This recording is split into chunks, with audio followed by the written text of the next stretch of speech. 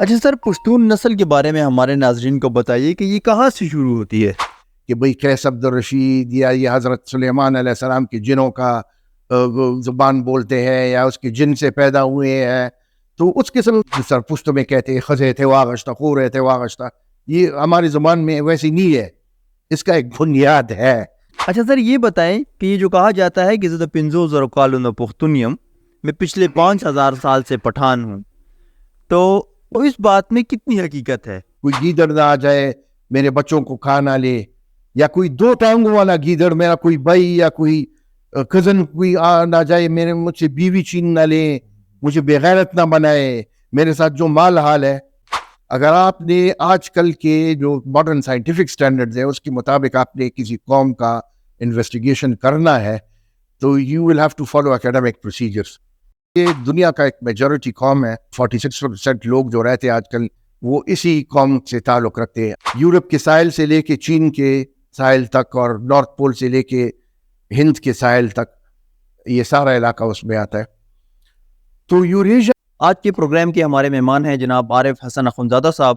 آپ ریسرچر ہیں، ہسٹورین ہیں، اور آپ ایک بہت اچھے رائٹر بھی ہیں۔ Welcome to the show sir. Thank you very much sir, ہمارے ناظرین کے لیے آپ سب سے پہلے اگر آپ خود اپنا مزید تعارف کروا سکیں، اپنی لائف سٹوری بیان کر سکیں تو تھوڑا ہمارے ویور جو ہیں وہ آپ کو اچھے سے جان سکیں۔ میں یہاں پہ ایک پشاور کے شمال میں ایک گاؤں ہے شب قدر، اس سے میری تعلق ہے، اخونزادہ فیملی ہے وہاں پہ، اور میرے والد صاحب جو تھے وہ انجینئر تھے، سول انجینئر تھے بائی پروفیشن۔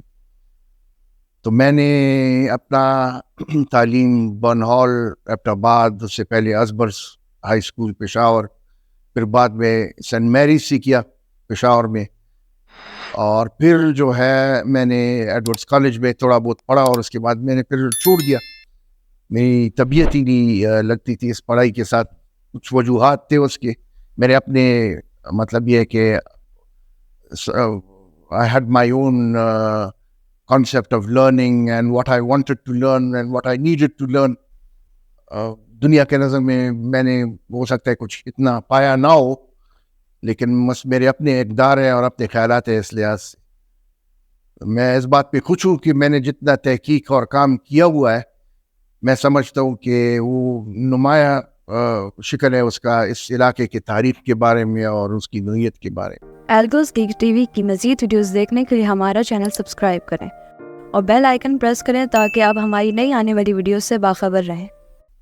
اسی سے سر سوال کنٹینیو کرتا ہوں، آپ یہ بتائیے پشتون اوریجن کے اوپر آپ کا خصوصی ریسرچ ہے اور تحقیق ہے، تو پشتون اوریجن کے بارے میں ہمارے ناظرین کو بتائیے گا کہ اس کو ہم کہاں سے کیسے شروع کرتے ہیں، اور آپ کو جو اس بارے میں جتنی انفارمیشن ہے وہ ذرا ہمارے گوش گزار۔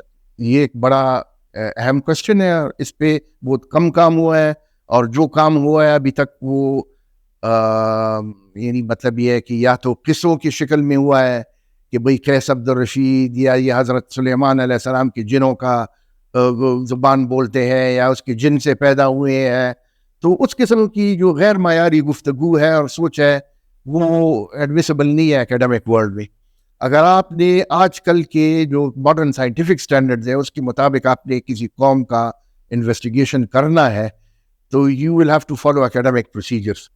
اگر ہم کسی فورن یونیورسٹی میں چلے جائیں، وہاں پہ کوئی سیمینار ہو، وہاں پہ کوئی ڈسکشن ہو، کوئی بیٹھک ہو اس بات پہ، اور ہم اس میں یہ بولنے لگے کہ وہ حضرت سلیمان علیہ السلام کی جنات پشتو بولتے تھے، اور وہ تو پھر وہ امریکن اور وہ فرینچ پروفیسر ہنس پڑیں گے کہ بھئی یہ کہاں سے، یہ کیا جوا ہے یہاں پہ، یہ کیا کہہ رہے ہیں یہاں پہ۔ تو ہمیں ذرا سا اس معیار کا ہم نے گفتگو یا ڈسکورس بنانا ہے جو ایکسیپٹیبل ہو فارن سائنٹیفک کمیونٹی کو، تاکہ وہ بھی ہمیں ریسپیکٹ کرے، وہ بھی اسے ایکسیپٹ کرے، اور ہم ہمارے لوگوں میں بالخصوص جوانوں کے نظر میں ایک ایسا تاثر آ جائے اپنے آبا و اجداد کے بارے میں، اپنے تاریخ کے بارے میں، کہ وہ ٹھوس سائنسی شواہد پہ مبنی ہو۔ تو سر یہ تو آپ نے ان متس کے بارے میں بات کی جو کہ عوام میں مقبول ہے، جی، آپ نے ایک بہت اچھی چیز کی طرف توجہ دلائی کہ زیادہ تر لوگوں کو پشتونوں کو اپنے اوریجن کا پتہ ہی نہیں ہے، تو پشتونوں کا اوریجن آپ کہاں سے سٹارٹ کریں گے، یہ کہاں سے آپ بتائیے گا کہ کہاں سے؟ تو میں آپ کو شروع کروں گا جی انڈو یورپین اقوام جو ہیں ان کی ہسٹری سے۔ جس کو آپ اردو میں ہندی یورپی بھی کہہ سکتے ہیں، انگلش میں اس کو آپ انڈین انڈو یورپین کہتے ہیں. یہ دنیا کا ایک میجورٹی قوم ہے جو دنیا کا 46%، جو مطلب یہ ہے کہ جو 46% لوگ جو رہتے ہیں آج کل ہمارے دنیا میں، وہ اسی قوم سے تعلق رکھتے ہیں، IE یا انڈو یورپین. 6 سے 8 ہزار سال پہلے تک یہ ایک ہی قوم پہ مشتمل تھی. یہ جو یورپ اور روس کا جو مرکزی حصہ ہے، جس کو جو آج کل جہاں پہ یوکرین واقع ہے، جہاں پہ جنگ ہو رہا ہے، اسی حصے میں یہ اکٹھے تھے. اس سے پہلے میں آپ کو یہ بھی بتاتا چلوں کہ یورپ اور ایشیا کو ان جیسے اسٹڈیز میں ایک ہی بر اعظم سمجھا جاتا ہے. یہ یوریشیا کہلاتا ہے. یورپ کے ساحل سے لے کے چین کے ساحل تک اور نارتھ پول سے لے کے ہند کے ساحل تک یہ سارا علاقہ اس میں آتا ہے. تو یوریشیا کے بالکل وسط میں یہ قوم آباد تھی، انڈو یورپین. تو 6 سے 8 ہزار سال پہلے کچھ ایسے عوامل پیش آئے، یہ لوگ بکھرنے لگے. تو ان لوگوں کی نمایاں خاصیت یہ تھی کہ ان کی شکل و صورت بھی تقریباً ایک جیسے تھے. ان کا رنگ گندمی سے لے کے سفید تک. ان کا جو ہے یہ پہیا استعمال کرتے تھے، یہ گھوڑ سوار بھی تھے. بہت ایسے تہذیب تھی دنیا میں جن کو پہیا کا پتہ نہیں تھا، وہیل کا، اور ان کو گھوڑے کا بھی پتہ نہیں تھا. گھوڑے اور مویشی رکھنے کی وجہ سے یہ لوگ دودھ بھی پیتے تھے، اور دودھ سے جو پروڈکٹس حاصل ہوتے تھے جس طرح مکھن ہوا یا پنیر ہوئی، وہ بھی کھاتے تھے. So from 6 to 8,000 years previously, prior to our time, یہ لوگ بکھرنے لگے. تو کچھ یورپ کی جانب چلے گئے، کچھ اس سائڈ پہ آ گئے. تو یورپ کی جانب جو اقوام چلے گئے وہ آج کل جو ہے ان میں انگریز، فرانسیسی، جرمن، ولندیزی یعنی ہالینڈ والے، اسپینش، اٹالین، البانین، اور روس کا جو قوم ہے جس کو سلاو کہتے ہیں، پولینڈ، روس، چیکوسلواکیا، رومانیا، اس قسم کے لوگ. خیر رومانیا تو سلاو میں نہیں آتے، وہ آدھا سلاو ہے. تو یورپ میں یہ قومیں تھی، اور اس جانب جو اقوام آئی تھی ان کو انڈو ایرینین کہتے تھے. تو انڈو ایرینین اقوام میں 2 نمایاں اقوام تھی، ایک ایرانین تھا اور ایک جو تھا انڈو ایرین تھا. اور اس میں ایک تیسرا قوم بھی آپ نوٹ فرمائیں، ایسٹرن ایرانین. تو یہ ان قوموں کو عام اصطلاح میں آریہ بھی کہا جاتا ہے. انڈو ایرانین کو آریہ بھی کہا جاتا ہے. بلکہ ایران کا نام جو ہے، جو آج کل ایران، مملکت ایران یا فارس کے بارے میں استعمال ہوتا ہے، وہ ایرین یا آریہ سے نکلا ہے. 2 آریہ کا ایک شکل ہے. تو ایران میں جو آریہ رہتے تھے وہ تو ایران میں بس گئے. ایسٹرن ایرانی قوم جو تھی وہ گھوڑ سوار، نومیڈک یعنی خانہ بدوش لوگ تھے. وہ روس کے علاقے میں رہتے. تو وہ وقت تو علاقے کا نام روس نہیں تھا، بلکہ جو علاقہ آج کل روس کہلاتا ہے تو وہ ایک بڑا میدانی علاقہ ہے. چین کے کاشغر صوبے سے لے کے ہنگری اور یوکرین تک تمام علاقہ جو ہے ایک وسیع و عریض میدان ہے. اس میں نہ پہاڑ ہے نہ جنگل ہے، اس میں صرف گھاس جو ہے بھرپور اگتا ہے، پھول اگتے ہیں، اس میں چھوٹے چھوٹے ندیاں بہتی ہیں. اور وہ جو ہے خانہ بدوشی کے لیے اور مویشی پالنے کے لیے، یعنی بکرے وغیرہ اور کیا نام ہے اس کی، جو شیپ اور گوٹس، اس کے لیے یہ موزون علاقہ ہے. اس کو سٹیپ کہتے ہیں انگلش میں، STEPPE، یوریشین سٹیپ. تو یہ ایسٹرن ایرانین قوم گھوڑ سوار جو تھی یہ ادھر رہتی تھی. تو ایسٹرن ایرانین کبھی آج ان کے خیمے یہاں پہ لگے ہوئے تھے تو کل اس کو کاٹ کے اس جگہ پہ لگاتے تھے. اور ان کا اور کوئی کام ہی نہیں تھا، بس ایک دوسرے پہ ڈاکے مارتے تھے، ایک دوسرے کے عورتوں کو چراتے تھے ایک دوسرے سے. اور مطلب یہ کہ بس ان کا ایک دوسرے پہ بائی پہ ڈاکہ لگانا، یا اگر ان کو کوئی سیٹلڈ شہر مل گیا تو اس کے اوپر یہ لوگ جا کے اس کا قلع قمع کر کے اس سے جو کچھ ان سے اگر لڑکیاں اٹھا کے لے جاتے تھے یا سونا کو لے جاتے تھے، مال مویشی کو لے جاتے تھے، تو ان ایسٹرن ایرانی لوگوں کا یہ کام تھا. تو ایسٹرن ایرانین میں ایک نمایاں قوم جو تھا اس کو ساکا کہتے ہیں یا سیدین انگلش, بعض لوگ سکیدین کہتے ہیں, بعض لوگ سیدین, SCYTHIAN. یہ ایسٹرن ایرانین قوم تھا جو یورپ سے ایشیا تک سارا پھیلا ہوا تھا, اور اس کا زبان بھی اگر ایک نہیں تھا تو مطلب یہ ہے کہ زبانیں ملتی جلتی تھی. تو ہمارے علاقے میں جو لوگوں کی تاریخ ہے وہ انہیں انڈو ایرینین سے ہے, اور پٹھانوں کا جو تاریخ ہے وہ ایسٹرن ایرینین, یہ جو گھوڑ سوار آئے تھے اسٹیپ سے, جن کا کوئی ٹھکانہ نہیں تھا اور جن کا کوئی خاص وہ نہیں تھا, لیکن وہ ہمیشہ 24 گھنٹے جنگ کی حالت میں رہتے تھے. کبھی ایک دوسرے کے بہن اٹھاتے تھے, کبھی ایک دوسرے کے بیٹی اٹھاتے تھے, اور مطلب یہ ہے کہ جس طرح پشتوں میں کہتے ہیں خزے تھے واغشتہ, خورے تھے واغشتہ, یہ ہماری زبان میں ویسی نہیں ہے. اس کا ایک بنیاد ہے, مطلب یہ کہ یہ they were regarded as غنیمت in some time. اسلام میں بھی یہ غنیمت جو تھی چلتی رہی, جائز تھی. اچھا سر, یہ بتائیں کہ یہ جو کہا جاتا ہے کہ زدہ پنزو زرقالون پختونیم میں پچھلے 5000 سال سے پٹھان ہوں, تو اس بات میں کتنی حقیقت ہے؟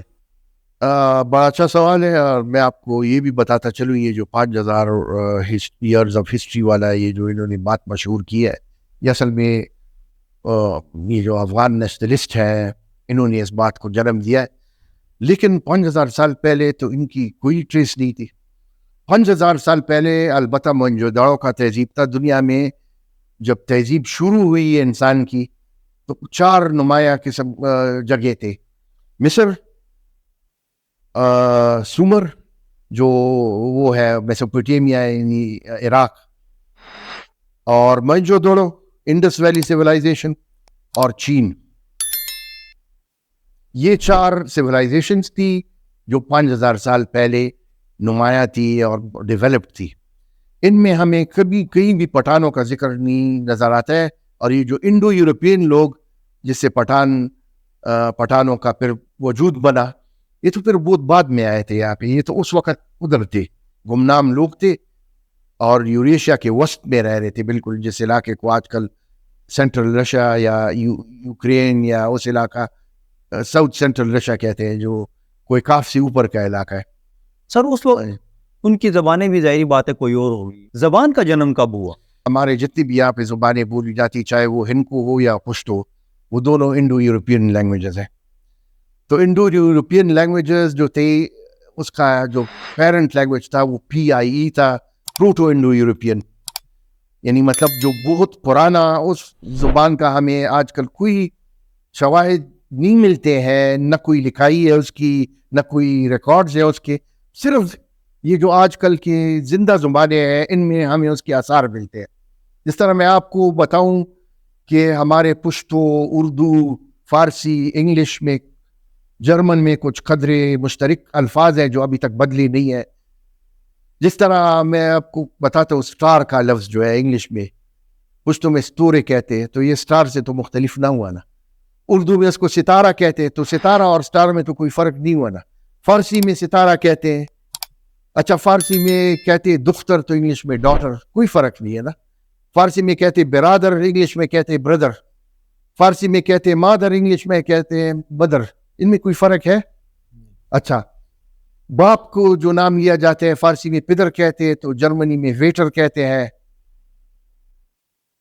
اور انگلش میں فادر کہتے ہیں. وہ بھی آپ ٹریس کر سکتے.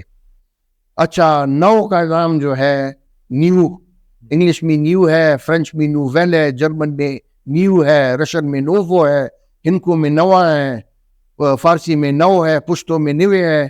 اس میں بھی NW اور NV کا ایک کانسٹنٹ وہ ہے نا. آپ کو کوئی فرق نظر آتے؟ جی نہیں, کوئی فرق. اس طرح بے تحاشا الفاظ ہیں جو ملتے جلتے ہیں, اور مطلب یہ آج کل کے نہیں ہے, اس زمانے کے.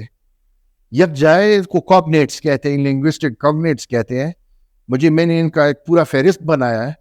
تو پشتو زبان جو ہے وہ تو بیسکلی ساکا زبان ہے, ایسٹرن ایرانین.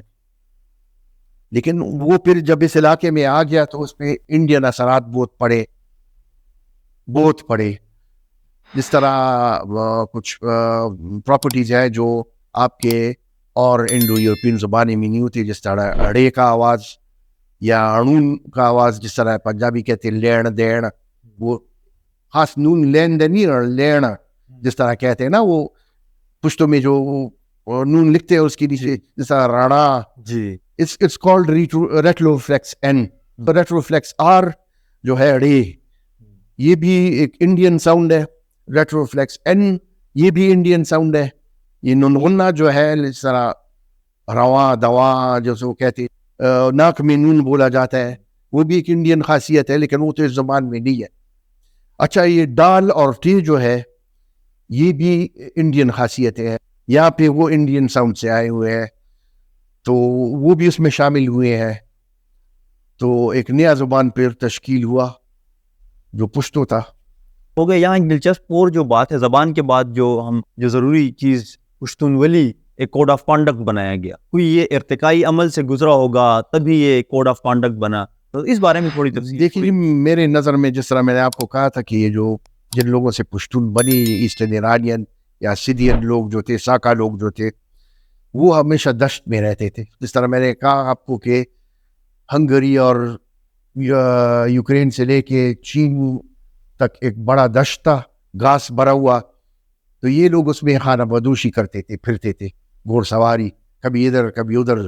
آج رات یہاں پہ خیمہ لگایا, کل رات وہاں پہ, اور خیمہ لگاتی ہوئی بھی ان لوگوں پہ ٹینشن تھی کہ بھئی میرے اس میں کوئی بھیڑیا آ نہ جائے, وہ بھیڑیوں سے بھرا ہوا جگہ ہے, کوئی گیدڑ نہ آ جائے میرے بچوں کو کھا نہ لے, یا کوئی دو ٹانگوں والا گیدڑ میرا کوئی بھائی یا کوئی کزن کوئی آ نہ جائے, میرے مجھ سے بیوی چھین نہ لے, مجھے بغیرت نہ بنائے, میرے ساتھ جو مال حال ہے.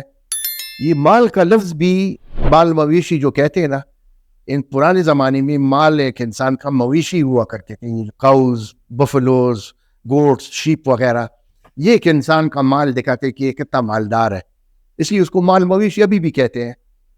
یہ جس قسم کا مال ہمارے لوگوں کا ہے کہ بھئی مال حال گھر بار, یہ تو ان کا نہیں تھا, کیونکہ وہ تو ایک جگہ سے دوسری جگہ پہ خانہ بدوش لوگ تھے, وہ رکھ نہیں سکتے تھے اس قسم کے مال کو.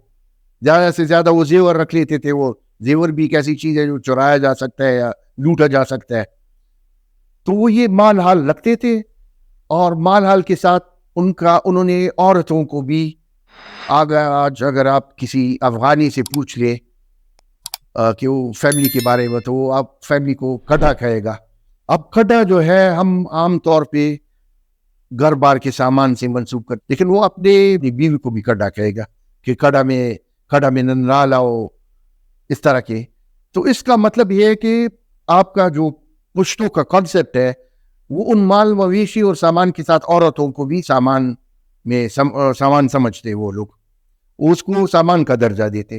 تو یہ پشتون ولی کا جو ایک کوڈ ہے, یا اس میں جو ڈر ہے ان لوگوں کا اپنی عزت اور غیرت کا, اور مہمان نوازی بھی اس میں اس لیے ہے کہ وہ ہر ایک بندے کو مہمان نوازی میں ایک دکھلاوا بھی ہے کہ بھئی میرے ساتھ مال حال ہے, میں آپ کو کھلا بھی سکتا ہوں, پلا بھی سکتا ہوں, میں آپ کو اپنے آغوش میں لے سکتا ہوں. اور دوسری بات یہ کہ ڈراؤنی ڈر کی بات بھی ہے کہ یہ بندہ مجھے کہیں لوٹ نہ لے, آؤ اس کو شریک کرو, اس کے ساتھ بھی کھانا پینا شیئر کرو, تاکہ یہ میرے ساتھ میرا دوست بن جائے. آپ کی تشریف آوری کا بہت بہت شکریہ. Thank you very much.